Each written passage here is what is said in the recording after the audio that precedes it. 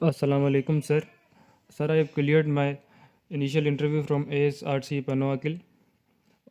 Sir, मुझे interview के लिए सुबह 7:30 बजे बुलाया गया था। और तो मैं वहाँ 7:30 बजे पहुँच गया था। मैं और बाकी सारे कैंडिडेट्स हम सबको तकरीबन एक घंटा वेट करवाया गया। फिर उसके बाद हमें हॉल में लेके गए। हॉल में हमें एक ब्लैंक पेज दिया गया, जिस पे हमें कहा गया कि एक साइड पे इंग्लिश का ऐसे और उसी के बैक साइड पे उर्दू का ऐसे लिखना है। फिर कुछ देर बाद एक क्लर्क आया और उसने बोर्ड पे दो टॉपिक्स लिखे ऐसे के, जो कि इंग्लिश का था, moral standard of today youth, और दूसरा था कि आप कौन सी ऐसी चीज़ है जिसके बगैर ज़िंदा नहीं रह सकते। और दोनों ही टॉपिक मेरे लिए नए थे, और बाकी के तकरीबन सब कैंडिडेट्स के लिए भी।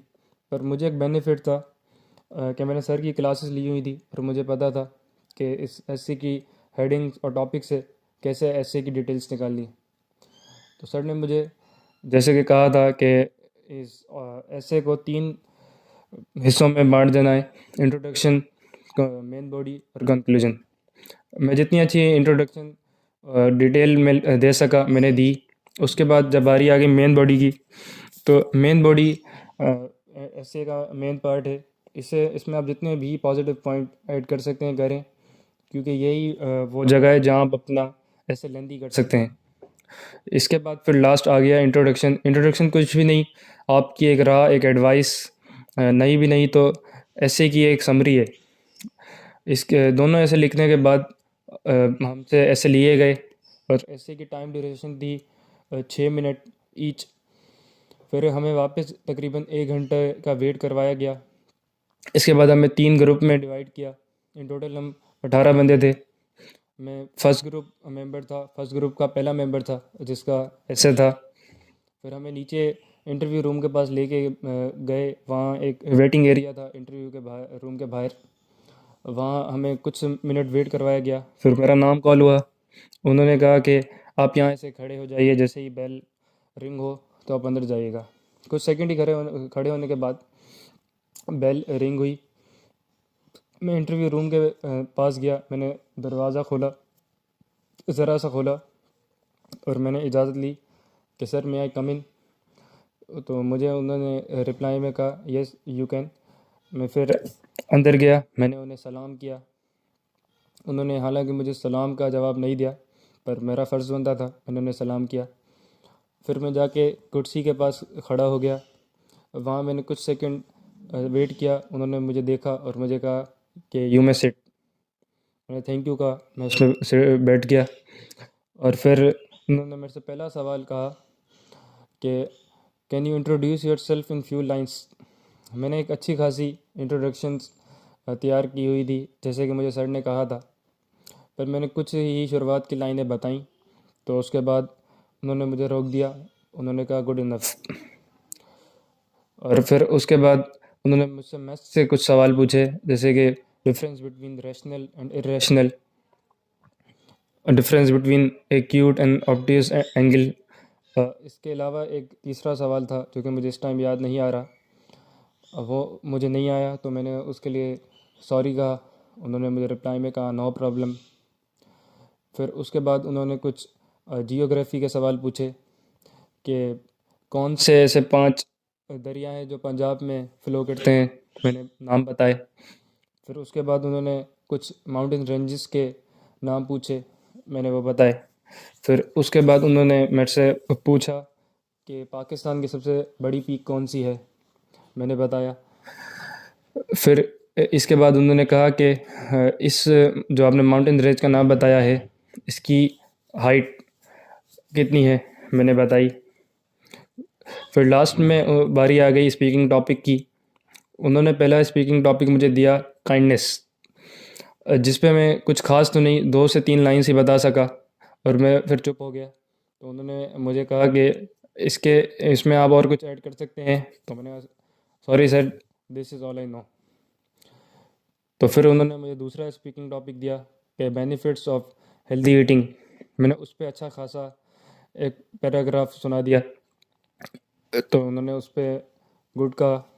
उसके बाद फिर उन्होंने मैम की तरफ देखा, जो कि लेफ़्ट साइड पे बैठी हुई थी, साइक। और उनसे पूछा कि आप कुछ पूछना चाहेंगी? तो उन्होंने मेरे से सब पर्सनल सवाल जो कि मैंने बायोडाटा में लिखे हुए थे वो मेरे से पूछे। और पहला सवाल उन्होंने मेरी हॉबी के बारे में पूछा कि आप ये हॉबी आपकी क्यों है और इसकी क्या वजह है। तो मैंने उसका बहुत ही अच्छी तरह से जवाब दिया। तो उन्होंने उसके जवाब में भी वेरी वेल कहा। इसी तरह से मेरी बाकी की दो हॉबीज़ के भी उन्होंने यही सेम सवाल पूछा और मैंने इसी तरह डिटेल में दोनों जवाब दिए। इसके बाद उन्होंने मेरी एजुकेशन के हवाले से कुछ सवाल पूछे कि आपके इतने नंबर क्यों आए, मैट्रिक में आपके नंबर ज़्यादा थे, एफएससी में आपके नंबर कम क्यों आए। मैंने उन्हें वजह बताई। फिर लास्ट सवाल मेरे फादर की बिज़नेस और इनकम के बारे में था। मैंने वो सवाल का जवाब दिया। उसके बाद उन्होंने कहा कि thank you, you may leave. मैं एक स्माइल दी, मैंने थैंक यू कहा और मैं कमरे से के बाहर आ गया। और by the way, all the interview was in English, not a single word was in Urdu. फिर तकरीबन 1 से 1.5 घंटे के वेट के बाद रिज़ल्ट आया। क्योंकि मैं पहला कैंडिडेट था तो मुझे सबसे ज़्यादा वेट करना पड़ा। और माशाल्लाह से with the grace of Allah and prayer of my friend, family and the teaching of sir, मेरा नाम सबसे पहले आया। मैं उस टाइम बहुत खुश था। पर इसकी सिर्फ कुछ ही वजूहत थी। एक तो मेरी मेहनत, अल्लाह का करम और लास्ट में सर की टीचिंग। तो सर की टीचिंग के काफ़ी बेनिफिट्स हुए मुझे, काफ़ी ज़्यादा ही बेनिफिट्स हुए मुझे। क्योंकि अगर मैं सर की क्लासेस के अलावा इंटरव्यू में जाता तो मैं आपको गारंटी के साथ बता सकता हूँ कि जो मुझे स्पीकिंग टॉपिक दिए गए थे, मुझ में इतना कॉन्फिडेंस नहीं था कि मैं उन पे 2 लफ्ज़ भी कह पाता। क्योंकि सर डेली क्लासेस के बाद एक सेशन लेते हैं स्पीकिंग का। उसमें सर रैंडम टॉपिक देते हैं सबको और सब ऐसे ही तकरीबन 1.5 से 2 घंटे, कभी कभी तो इससे भी ज़्यादा स्पीकिंग टॉपिक पे बात चलती रहती है। तो उसकी वजह से मेरा स्पीकिंग पावर काफ़ी इम्प्रूव हुई। तो वहाँ मुझे बिल्कुल भी मसला नहीं हुआ इन टॉपिक्स पे बोलने के लिए। फिर उसके अलावा सर डेली ऐसे के न्यू टॉपिक्स देते हैं, एक इंग्लिश एक उर्दू का, जो कि डेली हमें ये लिख लिख के यूज़ टू कर दिया था सर ने। तो हमारे लिए, मैं ख़ास तौर पे मेरे लिए तो बिल्कुल मसला नहीं हुआ वहाँ ऐसे इस पे लिखना। और मैं तो सबको यही कहूँगा कि इंटरव्यू ऐसे और बाकी सब, अगर आपकी इनमें से कुछ भी वीक है तो I will highly recommend the classes of sir. क्योंकि सर तकरीबन हर चीज़ पे बहुत ही ध्यान देते हैं और कोई भी कमी या किसी की कोई भी वीकनेस होती है उस पर ध्यान देते हैं। आपका मेरिट, डीमेरिट या इनके ऐसी कोई भी चीज़ है जो आपने गलत लिखी है या कुछ भी, तो सर उसकी डिटेल्स देते हैं। तो thank you very much sir.